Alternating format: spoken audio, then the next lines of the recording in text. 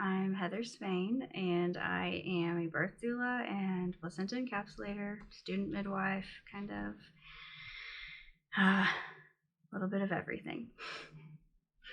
Awesome. So Heather, why did you want to become a doula?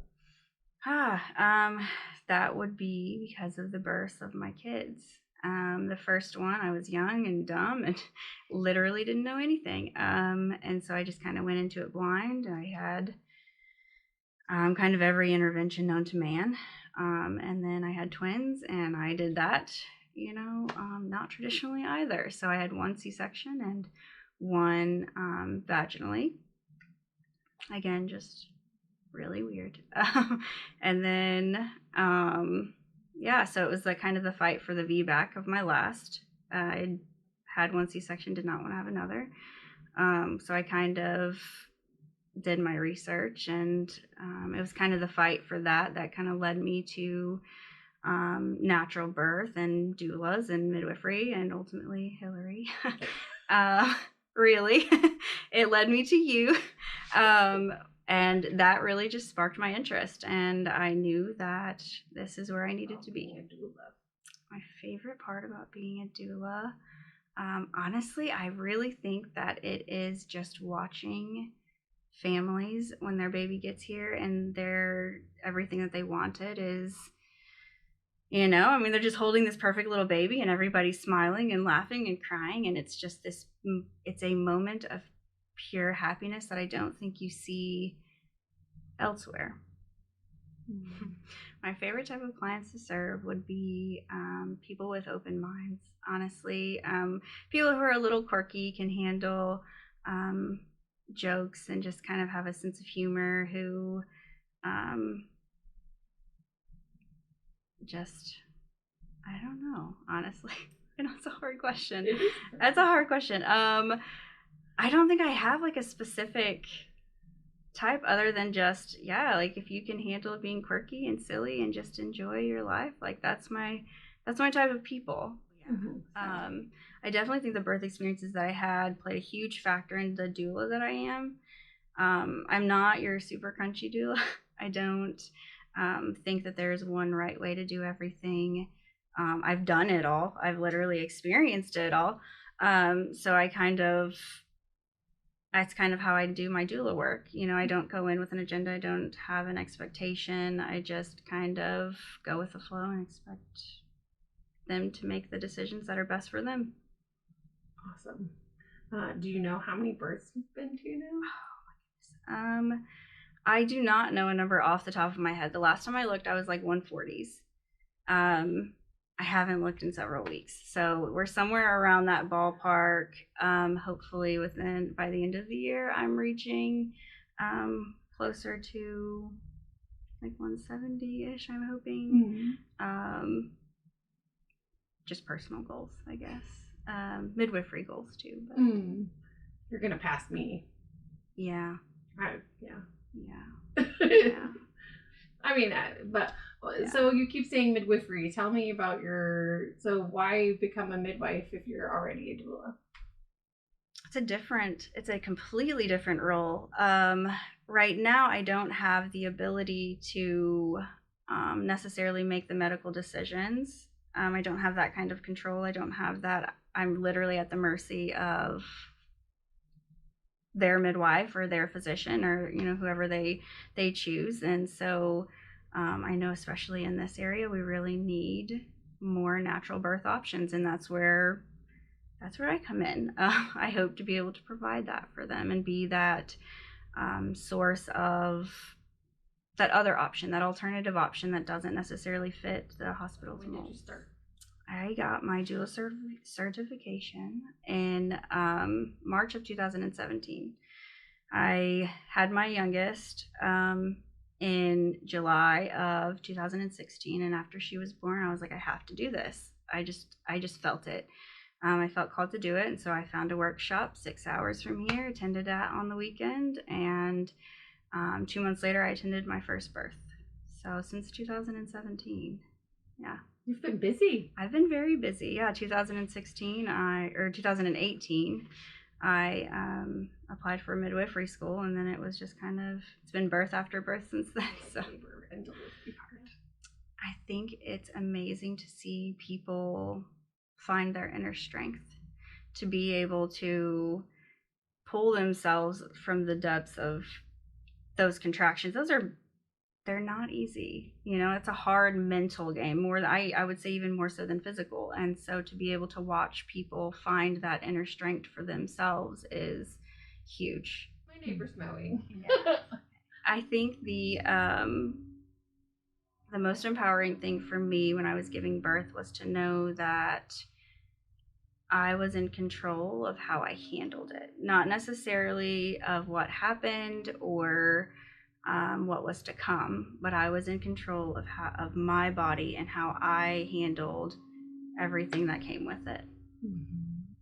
So, as a mom of multiples, and having had all those experiences at VBAC as well, how how do you juggle all of that? Let's do that. How do you juggle all of that? Very careful consideration and balance.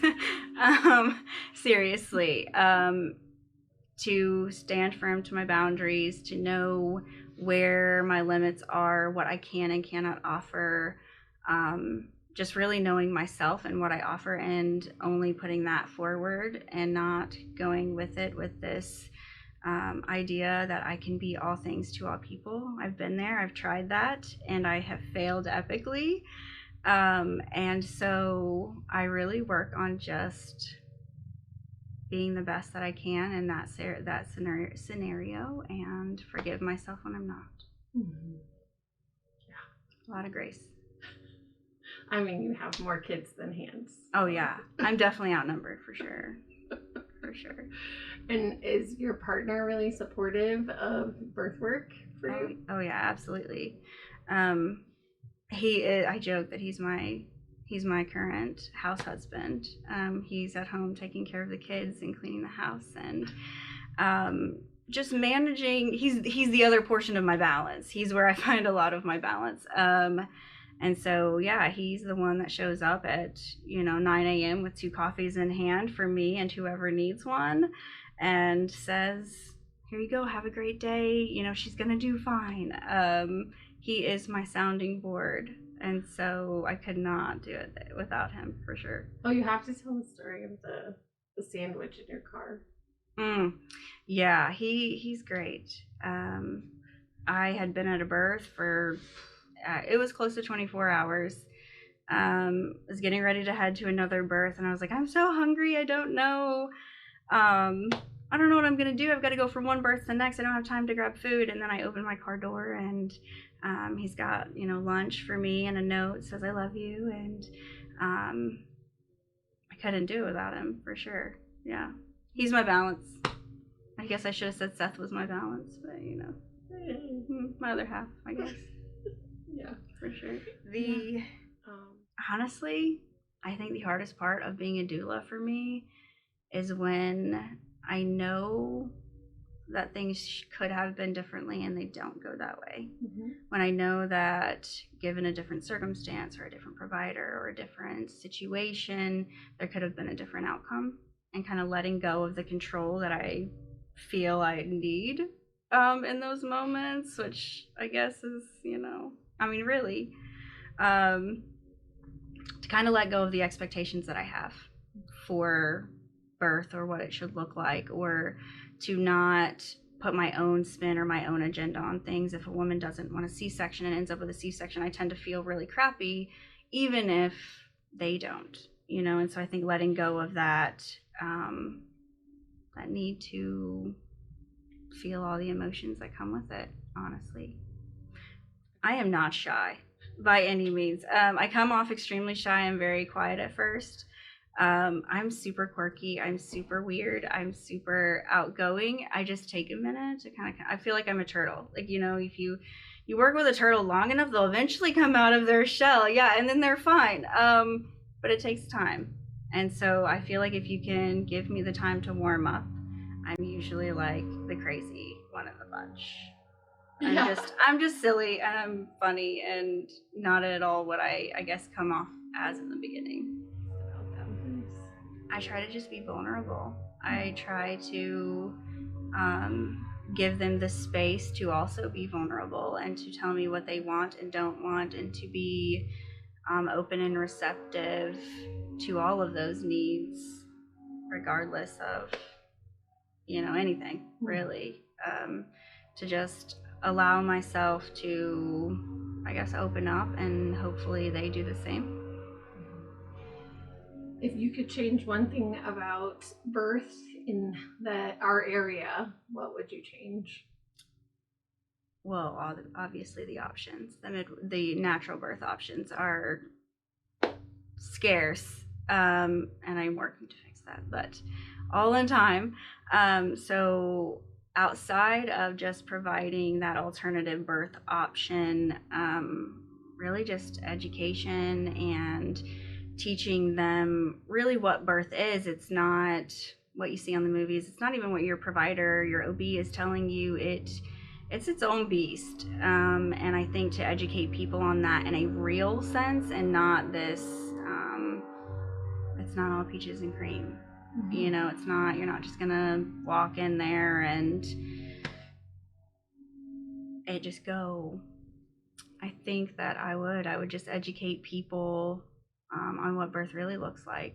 The nitty gritty, the pretty, the ugly, the hard, the scary. I would stop painting it as something it's not. Honestly, my favorite moment at birth, or it's typically after, is when everybody is settled. You know, baby's typically nursing, mom is sitting there snacking, usually dad's conked out, or, you know, he's running errands or he's doing whatever he needs to do, but everything is just calm and peaceful. And it's a sense of like love that I don't think you feel on like a normal everyday occasion. Oh yeah. For sure. Being a mom of twins was literally, it has changed my entire life. I mean, don't get me wrong, they're the easiest ones I have. My oldest and my youngest are for sure my wild children. My twins are passive and calm and everything. But I think going through like those newborn stages with them, and you know, we've got 3 currently who are all within 2 years of each other. So we have 3 going through the exact same thing at the exact same time, essentially. And so learning to kind of maneuver all of the tasks and the emotions and the stuff, I feel a little more qualified now than I did pre-twins, to be an adult. Not quite so qualified, but I do feel a little better. So really just to know what the role of a doula is, what we do, what we offer, and to know that most of us don't come with an agenda. Most. Most of us. Yeah. In our group, we don't. No, definitely not. Like, our group is by far the most diverse, which is amazing, I think. The most diverse, but also like the most open and like receptive group of people I've ever come across. So, I mean, really, I think we're pretty badass. I don't know if you want to put that in the video, but I really do think we're pretty badass. Just to our own horn. Yeah. I told you I was weird. Yeah. I love it. I told you. I love it. I mean, I've had a lot of like surprising births. I've experienced a lot. I've seen a lot. I feel like I'm pretty well versed on it though, so a lot of things don't surprise me. It's typically, I'm usually pleasantly surprised with the way that, or how strong people are. That usually is what surprises me. To just watch people go from these shy, meek people, and then you get into labor and it's very primal, and it brings out an entirely different version of you. And so I think seeing that and watching that, and like being able to watch the transition from start to finish it's an amazing process. How many babies have you caught? as a midwife? A handful. So Yeah. let's clarify. Yeah. As a midwife, you've caught babies, yes. right? Yes. Okay. I've caught several as a midwife. And those are always unique in themselves. And I'm brand new, so I'm always like, did I do it right? Am I doing everything okay? You know, am I being the best provider that I can be?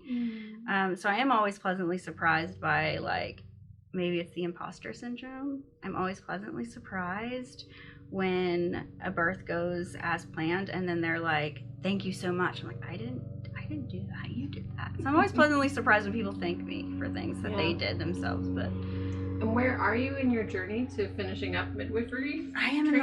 I'm in the last leg. I am in the last leg. According to the papers, I have 20 births left. 20 births and a handful of prenatals and postpartum visits and newborn exams. But there's 3 phases. I am in the 3rd phase. So I plan on doing it till I'm done. Till you're done with everything. Until I'm done with all of the schooling and everything. I want to continue taking doula clients until I'm done completely and practicing on my own. I just don't feel I feel like I at least am serving a purpose in my doula role right now. I'm at least helping the community in some way, and I don't want to give that up just to be a midwife. And so I want to be able to do them. But I seriously though, like I want to be able to do them both. Like I want to be able to I don't want there to be a gap in my ability to care for the community. You know, does that make sense? Yeah. Do you think your experience as a doula will inform your midwifery practice when you get there? Oh yeah. I definitely think being a doula makes me a more less medical minded and more whole body minded than what I think some providers are. I just have this general sense of like, I don't want just the birth to go well. I want you to be okay also. So I do think being a doula has really given me that emotional side of it that I really needed to see first. I had a client who lost her mucus plug, and she was also sick. So she lost her mucus plug, and then she blew her nose, and she was like, I feel like my vagina just sneezed too. And so not every time somebody loses their mucus plug, that's all I think of is this, my vagina just sneezed. And so that tends to be the one thing I'm like, did your vagina just sneeze? But other than that, I don't really have any birthday jokes. Just more of offhanded, cute things I've heard in birth. I've literally heard people refer to them as speed bumps and waves, and so it's just contractions. Yeah. It's just silly. So not really jokes, just kind of more inside jokes, I guess. It really just depends on the person. Most of the time, from my experience, most of the time I'm literally just reminding you of your strength.